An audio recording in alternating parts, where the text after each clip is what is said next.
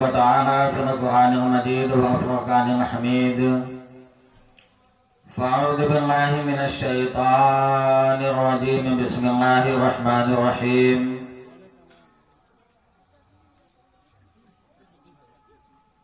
वमा अरसलनाका इल्ला रहमतन लिल आलमीन। औ कमा क़ाला नबिय्यु सल्लल्लाहु अलैहि वसल्लम अन्निकाहु मिन सुन्नती फमन रगिबा अन सुन्नती फलैसा मिन्नी। औ कमा क़ाला अलैहि सलातु वस्सलाम। सदक़ल्लाहु अज़ीम। व नहनु अला ज़ालिका लमिनश शाहिदीना व शाकिरीना वल्हम्दुलिल्लाहि रब्बिल आलमीन।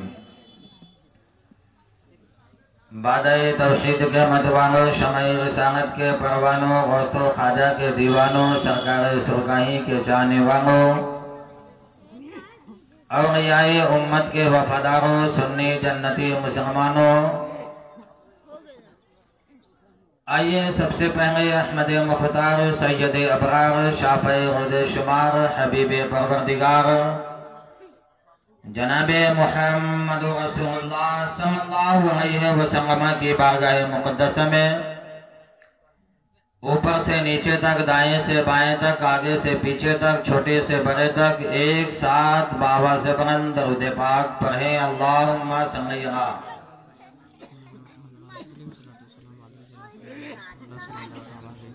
सय्यिदना व शफीना हबीबिना मौलाना मुहम्मदिन वालिक व सल्लल्लाहु अलैहि या हबीबी या रसूलल्लाह सल्लल्लाहु अलैहि।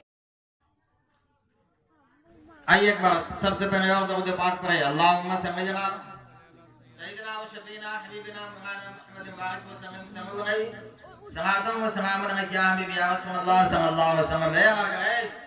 जितना हल्ला करना था नहीं, चाय सभी आदमी पीजिए, छोड़िएगा कोई आदमी नहीं, ठंडी का मौसम है ना।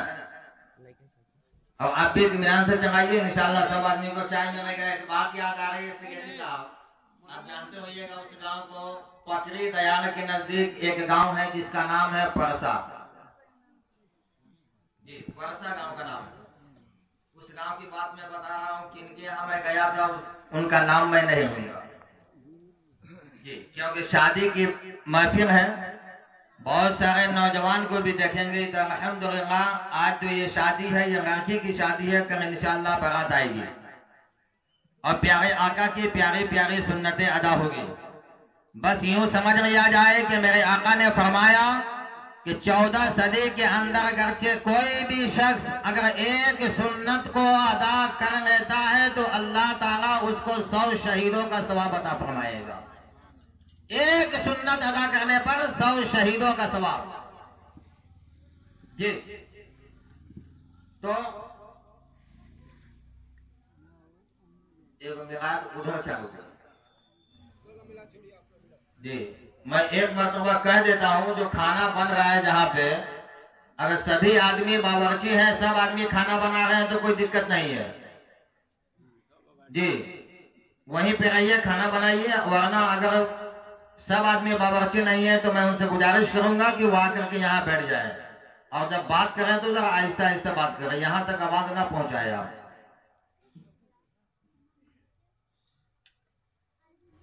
क्योंकि ये सहाबा लोगों का ये दस्तूर था कि नबी पाक सल्लल्लाहु अलैहि वसल्लम जब कभी वाद जिक्र करते थे तो सहाबा लोग ऐसे महफिल पाक में बैठते थे कि उनके सरों पे आकर के परिंदा बैठ जाता था, मगर उनको एहसास नहीं होता था कि मेरे सर पे कोई परिंदा बैठा हुआ। इतना गौर से लोग सुनते थे जी। तो वो बात मैं पूरा करूं। उस बस्ती के अंदर में जब हम गए थे एक मर्तबा निकाह पढ़ाने के लिए, तो हम देखे क्या उस बस्ती के अंदर, ये हकीकत बात बता रहा हूँ, ये कोई लतीफा कहानी नहीं है सर, है ना। और मैं बात इसलिए कर रहा हूं कि आप लोग चाय पी रहे हैं, वरना मैं नहीं कहता, मैं अपने गुफ्तगू शुरू करता। तो मैं गया निकाह पढ़ाने, तो मैं देखा क्या, आज के दौर में मुसलमान भी इतना चौपट होता है, हम वो पहली बार देखे थे जी। बाप नहीं पढ़ा हुआ है तो उसकी ख्वाहिश भी नहीं होती है कि मेरा बेटा मेरा बेटी पढ़े हो। और याद करें, जब तक के हम और आपके अंदर तालीम नहीं होगी तब तक के जब तक के तालीम नहीं होगी तब तक के बुराई खत्म नहीं होगा। हम और आपके पास जितना भी रुपया हो जाए, जितना भी दौलत हो जाए, लेकिन जब तक तालीम नहीं होगा, एक बेटा अपने बाप की कदर को नहीं समझेगा। जब तक के तालीम नहीं होगा, लिहाजा बीवी अपने शौहर के मर्तबा को नहीं समझ पाएगी। याद करो कि अगर आसमान से अगर बारिश नहीं हो, आसमान से अगर पानी नहीं बरसे तो फसल बर्बाद हो जाती है। और घर में अगर किसी बच्ची की अगर तालीम नहीं हो तो पूरा नस्ल बर्बाद हो जाता है। जी, आसमान से बारिश ना हो तो फसल बर्बाद होती है, और किसी बच्ची को अगर तालीम नहीं हो तो पूरा नस्ल बर्बाद हो जाता है उसका। वही जहानत क्या होती है मैं आपको बताता हूं।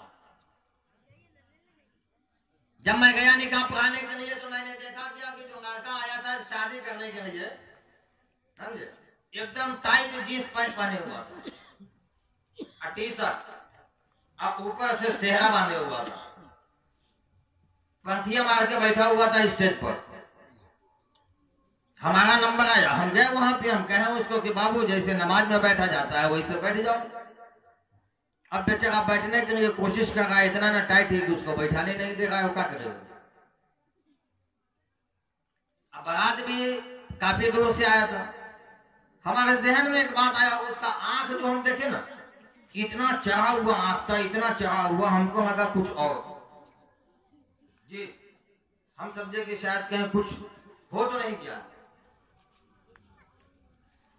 फिर उसके बाद जब वो बैठा नहीं उस तरीके से, हमारे जहन में आया कि बारात इतनी दूर से आई है, पता नहीं रास्ता में अगर इस्तिंजा लगा होगा, कहीं बैठान तो दिया नहीं होगा, कहीं खड़े खड़े अगर मार दिया होगा वो तो बदन पे छींटा पड़ा होगा पेशाब का, और जब छींटा पड़ा होगा तो जिस्म नापाक, कपड़ा नापाक, नापाकी हालत में निकाह पड़ा, निकाह नहीं होगी। हजरत मौलाना शब्बर साहब बैठे, आप पूछ सकते हैं, नापाकी हालत में कभी निकाह दुरुस्त नहीं, जायज नहीं है। अगर कोई मौलाना पढ़ाने को पढ़ा दे और कोई पढ़वाने वाला पढ़ ले, दिखाने के लिए निकाह हो जाएगा, मगर वो शौहर बीवी वाला जो रिश्ता है ना, जब तक वो जिंदा रहेगा और जब तक अपने बीवी के साथ में रहेगा, उसको लिहाजा से नकारी का गुनाह मिलता रहेगा।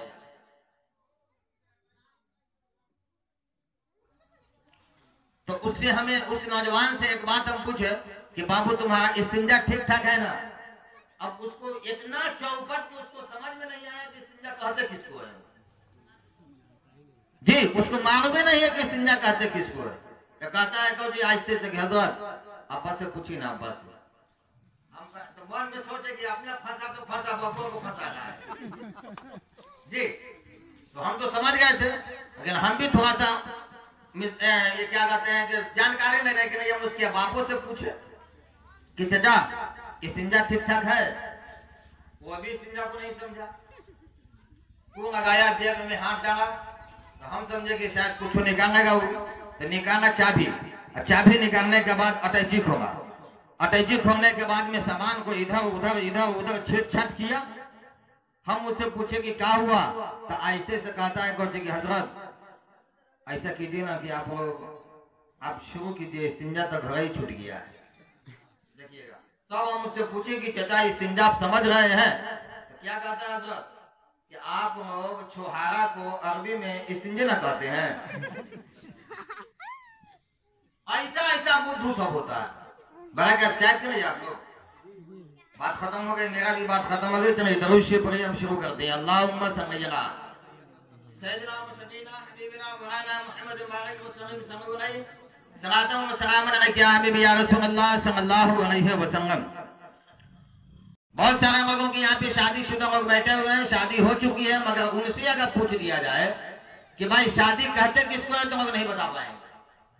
जी, मगर हजरत से पूछे आप, शादी ये फारसी लफ्ज है और इसका माना होता है खुशी। शादी के माना, अरे भैया बोलिए ना, खुशी नहीं समझ आएगा। हम फारसी में कुछ थोड़ी तकलीफ कर रहे हैं, क्या कहते हैं अरबी में मुकम्मल या इंग्लिश में कुछ थोड़ी बोला है, उर्दू में बोला है आपकी जबान। शादी के माने खुशी होता है। अब इसको अगर आजमाना चाहे तो आप आजमा सकते हैं। हमारे अली हुसैन भाई सामने बैठे हैं, आप इनसे पूछिए कि आप शादी कीजिएगा, देखिए मुस्कुरा रहे हैं। मान लीजिए कि जनाब हजरत मौलाना शब्बर साहब का यहाँ ससुराल है, थोड़ी देर के लिए, है ना, मैं भी यहाँ बंसी नरहर का बन जाता हूँ, बंसी नरहर का मैं बन जाता हूँ, हजरत की यहाँ ससुराल है। मजाहिया अंदाज में अगर मैं हजरत को कह दूं कि हजरत आप शादी करेंगे, तो बाद में कुछ जवाब देंगे, पहले चेहरे पे मुस्कुराहट जरूर आएगी। आप किसी नौजवान से पूछो कि आप शादी करोगे, बाद में कुछ जवाब देगा मगर चेहरे पे मुस्कुराहट जरूर आएगी।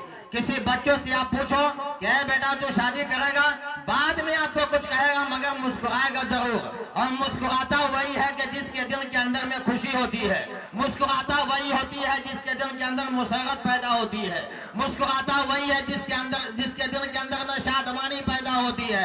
याद करो, और मुस्कुराना ऐसी वैसी बात नहीं, बल्कि मुस्कुराना तो मेरे नबी पाक की सुन्नत है, मेरे नबी पाक की सुन्नत है। मेरे नबी पाक को जब भी कोई बात अच्छी लगती थी, मेरे नबी पाक मुस्कुरा देते थे, और करते कोई मुस्कुरा देता है तो नबी पाक की सुन्नत अदा हो जाती है। बल्कि यूं कर लिया जाए कि सारी दुनिया की मुस्कुराहट एक तरफ रख दिया जाए और अहमद मुख्तार की मुस्कुराहट एक तरफ रख दिया जाए। कसम खुदा के मेरे मुस्तफा की मुस्कुराहट का कोई जवाब नहीं।